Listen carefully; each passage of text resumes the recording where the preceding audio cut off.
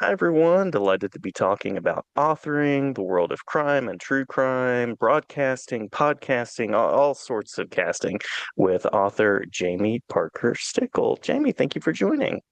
Thank you so much. I'm so excited to be here. I love this show. Uh, Well, thank you so much. I'm glad to hear that, and thanks for listening in on some of the episodes. Usually, I ask an origins type of question. We're talking about the Corey in Los Angeles series. You have book two, just recently released Take Heart, as well as Vicious Cycle. So we'll be talking about that and a few other creative pursuits of yours. So, what got you into this world of authoring and creating? Um, you know what? It's so funny because I think as a kid in the 80s in elementary school, um, we didn't have like fidget toys or anything, and Mhm. we spent most of our summer in the air-conditioned library because we didn't have central AC either. Well, not in Michigan anyways. That was like new, only, the new subdivision. So we spent most of our time in the library and reading books. And so I just thought that's what everybody did. So I'd go home and write a book, right? I'd take my stack of books and then I guess what they would call that now is writing fan fiction. But I didn't know at Yeah. the time that's what I was doing. And my parents got me for Christmas something called a printing press. And so they were like, for all the stories you're writing, I literally thought that that's what I was supposed to be doing. That's just, I didn't ask questions. That's what you do. You write books, you read books. Nice. Nice. What were some of your early fanfic explorations? I'm just curious. Oh gosh, A Wrinkle in Time, Oh yeah. The Little Princess, The Secret Garden, The Never-Ending Story, the original, which had just been translated from German. So that was weird because the movie came out and I don't know, The Never-Ending Story as a book. It's hard to know and love that book so much and then watch the movie, which only delves into like a chapter of the book. I mean, it's Right. it's crazy. But I was a fantasy junkie, and then I would read very quickly because I was the second child. So my grandmother had brought me over a box of books. I shouldn't admit this. To this day, my mom is mortified, but they were soft romance. And so I was Oh reading yeah. romance in like fifth grade, fourth grade. Um, Yeah. yeah, Lord of the Flies. Oh my God. I could never read that now because I have a son who's 11. But at the Mhm. time, I was obsessed. And like the Grapes of Wrath, because my grandmother came from Oklahoma and like she was a part of that sort of world. Oh, so many, but they're really truly classics. I mean, I also read The Babysitter's Club. I read Sweet Valley High. I just anything that I could get my hands on that wasn't, Mhm. a waiting list, I would read it, honestly. Yeah. Yeah. Um, we didn't have YA, right? Or middle grades lit. So it was straight to something more adult, romance novels or hard science fiction or something. So I can Oh, totally relate to that. yeah, Donna Parker, Nancy Drew, the Hardy. I read every Hardy Boy book. And someone was like, those are for boys. And I was like, who said? What do you Yeah. mean they're for boys? Like I didn't understand that sort of separation. Books are for everyone. Books are for everyone. Yeah. Yeah. Yeah. So the mystery and crime was baked in that way, and then I know that you also began a path in journalism and hmm broadcasting. So what are some of the skills, some of the parts of that life that you continue to reflect on and carry with you now as an author? Yeah. So I did. I worked for Detroit News as an intern, and then when I graduated, and I had a very special internship in college where I worked with uh, like consumer reporting. So I got to go with one of our photogs on these stories where we were connecting with victims and all kinds of victims. It wasn't homicide or things like that, but consumers who were scammed or, Mm, um, little things that have huge impacts on a family's ability to eat or move forward. Like, replacing windows because there was a tornado and the windows didn't work. Like they were scammed and they had water intrusion and roofs were collapsing now. Like that stuff has huge impacts on neighborhoods and families to be able to then feed their children, right? When they have to replace those windows a second time. So everything can be like a little crime. And I was learning that through this internship and getting to meet these people. Um, and I really wanted the Corey in Los Angeles series to reflect on those minor issues that become really huge things. Like people don't just blow up for no reason, right? And commit homicide Hmm. necessarily, right? There's definitely and certainly an amount of oppression that can happen in small neighborhoods. That then have kabooms. And I wanted Corey to sort of help identify those things and relate to readers on, across the middle class, across the country, on understanding better what does happen in small communities and what we're not saying out loud and what we're not talking about. And she gets to do it because she's a protagonist in a book and, and not the, real person out on the street necessarily who has to have media training first, right? So, Yeah. yeah, I'm just really excited that she can do that for all of us. I imagine that confronting those realities, there would be a difficulty to that. And I'm curious about kind of the fictional space of Corey in Los Angeles and how playing in fiction allows you to kind of talk about real life things, but also have some creative freedom. Yeah, well, a lot of the viewpoints are through the character. So it's not necessarily how I feel about every single thing, right? I'm allowed to explore different takes politically or different takes or viewpoints or through other eyes or options, right? By being immersed as the author in the community, I can hear, if I just sit and listen long enough, people will tell me. And so I can create characters that can deliver those performances that I can't necessarily do as an author or, there are more sides and everything can be true simultaneously. And Mhm. the way to get that point of view across and have communities relate to it and see somebody else's side can be through reading, right? That's where we learn. That's where history is made. That's how it travels with us. That's how we learn from our predecessors, be it fiction or nonfiction. Because, you know, very seldom do we even read a dystopian book where we're like, oh, that could never happen. Maybe Right. Star Wars. I don't know. But we're looking at dystopian societies or things that are happening going, God, would I want to live if zombies attack? Like, why are all these people in The Walking Dead hanging on for dear life? I would just be like, I'm good. I've lived a good life. Bye, But we can learn from fiction and nonfiction, right? Because we get different and varying viewpoints that may not be the authors, right? And so that is really fun to explore, being able to have, just a variety, the whole scope of feeling, you know, Mhm. and that is so important to not just be singularly focused. Yeah, yeah. Without any spoilers, of course, being someone who's been in the world of reading for a long time, what are some areas that maybe in plotting you keep in mind, or that you avoid, or that you kind of play with as a writer?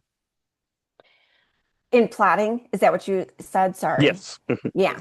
Um, some things that I try to avoid would be not tropes. I think tropes all Mhm. serve a purpose, but stereotypes, right? The things that create division. I don't want to create divisiveness. Um, I think that sometimes fiction can do that when we lean too much into stereotypes, not tropes, but stereotypes. And so I do try to avoid divisiveness. Instead, I have Corey ask questions. I have Corey Mm. interview a lot of different diverse groups of people, and attend and patron different establishments and things so that we can get, a clear image and a clear feeling and understanding of diversity in her neighborhood specifically. But I do try to stay away from divisive narrative because I don't think it serves purpose to Yeah. understand why somebody believes this politically. We don't need to go there. What we need to know is who this person is as a human being. So ultimately, my goal is instead of creating division, I want to create community through Corey in those books. Love it. Love it. Certainly, there are enough divisions already. So I Yeah, love that. totally. Uh, in creating this character, how much of you is there? How much is aspirational? It's sort of an ingredients question. Yeah, I understand that. I think in the beginning of the series, there's some of me, but there's also some women, other women that have appeared in my life throughout, the decades of me being an adult and knowing lots of women. And there's a show like Sex and the City and Golden Girls, and people are like, "Oh, I'm definitely, a Sarah Jessica Parker or Carrie Bradshaw in that movie or whatnot, or that show." But the thing is, at the end of the day, at different stages of our lives, we're all those characters, right? And so I wanted Corey singularly to be a Rose and a Blanche and a Carrie Bradshaw, and I wanted to her to be every woman so that all women could find and identify a piece of her that does represent them. And so that was really important to me. So while there is a lot of me in there, it's a lot of me that is everybody. The more we learn about other people, the less unique we become as individuals, right? And there's something very soothing about that, in my opinion, that, oh, we have this shared experience. So she's especially in book one, there's a lot of me, but in experiences that I've had um, in investigating true crime, because we have a true crime podcast, my partner and I, the girl with the same name. So definitely a lot of the actual techniques of investigating are there, and from my learned experience. So I really do believe that even though it's fiction, everything I wanted it to be true enough to somebody reading it who is in law enforcement or who is a reporter or who is a woman who suffered from post-panic, postpartum panic disorder or postpartum depression could relate to those things because they were real. Those are real things, and I explain it vividly in that way so that they can go, oh, she does get it. So I did utilize a lot of my own experiences for that part, really for the origin book, really the origin story. But for everybody who asks, no, Evan is not my husband. My husband and I are still very much together, and he's a very wonderful husband. But I do get asked that a lot. And I'm like, no, it's just fiction. I've never been divorced, not going through a divorce. That's my husband. He's not Evan. There's Yeah. no relation. Creative liberties, creative liberties. Yeah, yeah, Yeah. I was going to mention the podcast, the girl with the same name, and you have this line on your site that I love about how you get through that experience to look at stories in real life where things don't always work out, but in fiction you can do that. So I love that there's sort of that through line in your work as well, that fiction can be this space where you can ask these questions, but also as the author of that world, you get to decide and make some justice happen as well. yeah, So there's definitely that. And I imagine that there are additional pieces of research that go in, even with your background in journalism and podcasting. yeah, yeah, definitely. I just finished up a 6-week course through Civilian Police Academy here at the LA Sheriff's Department. I'll be getting my CERT certification. I'll be going through volunteerism classes. I think understanding, even though I don't write police procedurals, I think understanding um, both sides of the coin, both sides of humanity, of the people we're entrusting to protect us and, you know, where they're coming to a crime from, right? Hmm. Not just the people, just not just the community itself, but, the bigger picture. And it was important to me for book one, for the podcast, for everything I do, book two as well, and upcoming book three as I'm writing it, is really understanding the home life of people who are putting themselves on the line every day, right? Um, what therapy they go to, who's taking care of them, because you know we're all living in this world together, and it's hard right now. And so I want that to be reflected in the book with compassion from both sides, right? Um, so yeah, so I stay up to date and current on studying police procedures from different agencies, I try to do it for multi-states because every state's policing is absolutely different. You know, I can't write a book set in Highland Park, Los Angeles, and just ask my brother-in-law, who's a sergeant in Detroit, Michigan, what their policing agency tactics are like or policies. I have to be familiar with it here in LA. I was a neighborhood watch block captain. You know, I just like to really invest in my community. Cool, cool, very cool. I would hope that that gets a whistle at least, or that there's something that comes with that position. I would hope a parking spot, something. Something, a get out of jail free card. God help Yeah, me. maybe.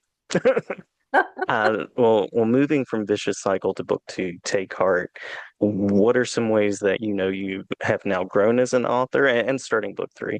And then you mentioned kind of getting into the personal lives of the characters and thinking about some of these additional issues. So, anything else that the second and into third book has opened up for you? Well, you know, off that topic of just getting to know people, going forward with it. Sorry, I'm moving, so everything's blank. But That's it's good. take heart. Hmm.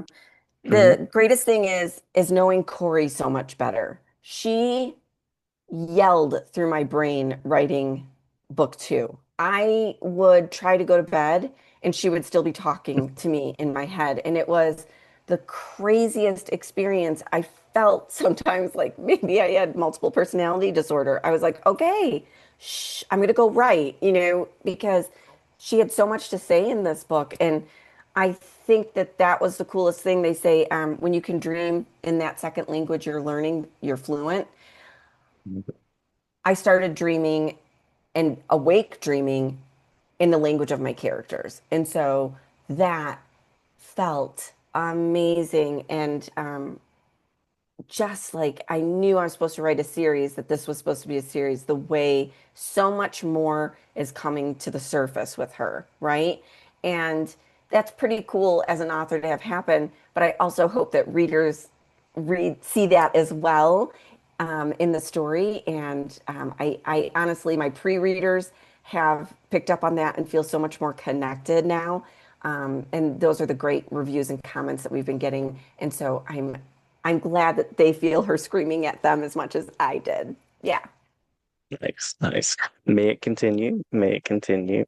A brief question about the setting, because I know that you are an LA resident now, Yes. having traveled and I think been involved with the Groundlings at one point and had Yeah. some of those experiences.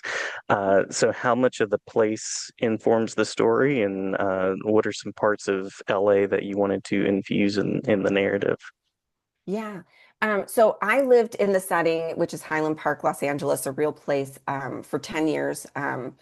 It, I wanted the neighborhood of Highland Park to be as much a character in the books as the human beings were, because Highland Park is such a special place. And it isn't any different than any other gentrifying neighborhood in that it's seeing the artificial increase of home prices, you know, the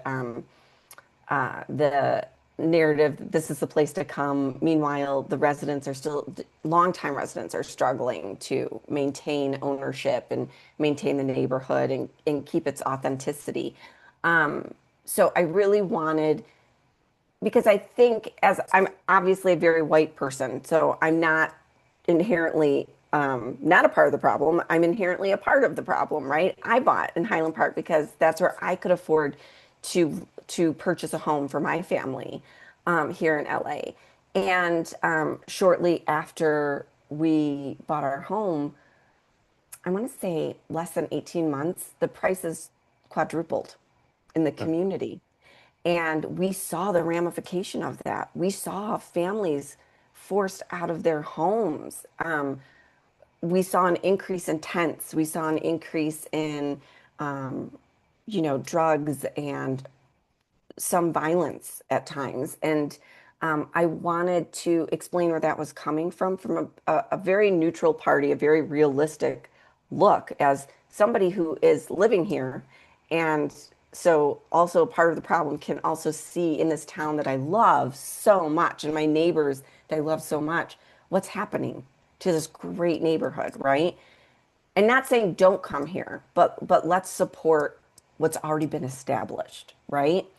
Hmm. Um, it is a love letter to Highland Park. It is a great town, and unlike any other place in Los Angeles, honestly, there's we have like kids getting off the buses coming to West Hollywood and to East Hollywood and Hollywood. And we have the Valley and we have Studio City and Sherman Oaks, which is all sort of studio folks, writers above the line. And we have, these interesting like Beverly Hills 90210, where it's really touristy because of shows and because of its name.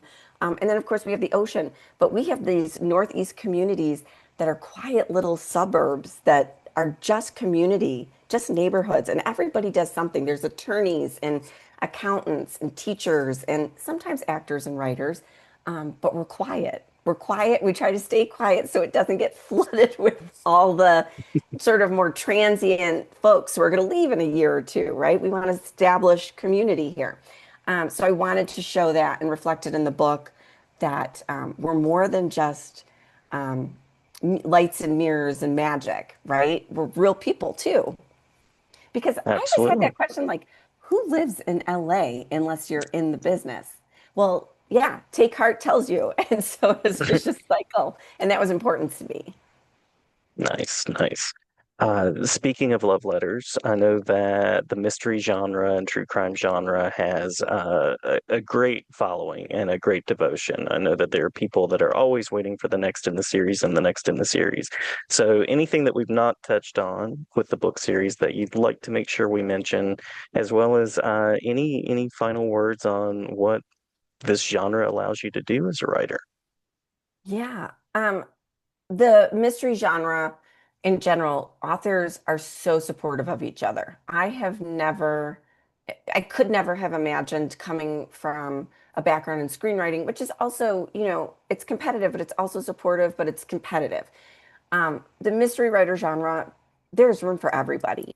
So this particular genre has allowed me to really explore my passions, which is criminal justice, investigative reporting, sort of my low key desire to be a PI in real life, and help sort of, women who are dealing with boyfriends who stalk or meeting new people online. Um, and going to meetings that are specifically for this genre, like Sisters in Crime in Los Angeles, and I went to Left Coast Crime recently. Going to those places and listening to former detectives or who are now writers or jail wardens or authors who have also taken classes with the FBI, things of that nature. It really gives you the opportunity to think of the most far-fetched murder, homicide, mystery and go, it's not as far-fetched as the real life thing. Hmm. And then to be Hmm. able to explore that through character instead of just, fantasizing the serial killer, right? Which honestly, people do have a fantasy about serial killers. We have these groups that are like very, and that could, I'm not alienating anybody, but that's not my goal here. To really explore the detective, to really explore the community and the people in it that Corey loves and how crime affects them personally and touches them.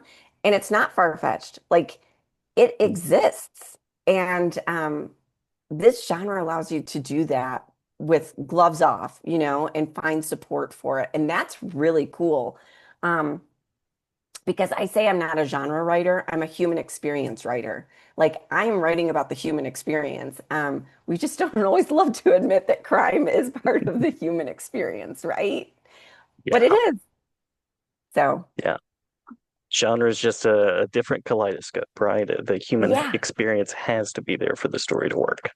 yeah, 100%. You get it. Yeah. Of course you do. Where can we find out more about you? Where can we follow the work and see what is on the way? Yeah. So you could follow me on Instagram, Substack. I'm always Jaime Parker Stickle because I know It's hard to follow if I'm not using my name. It's hard to find. So you can find me at Jaime Parker Stickle on Substack. I do a weekly interview with a mystery horror screenwriter in those genres, interview weekly on Thursdays. So that's really fun. Also, you can follow our podcast, which is The Girl with the Same Name. But my website connects you to all of those places. But I am always online. Feel free to direct message me. I try to answer everyone's messages. But yeah, Awesome. Awesome. I'm so glad we connected. Looking forward to following and finding out more. Certainly glad to have you back anytime. And many thanks, Jamie. many thanks to you, Jason. It was so great. You're wonderful.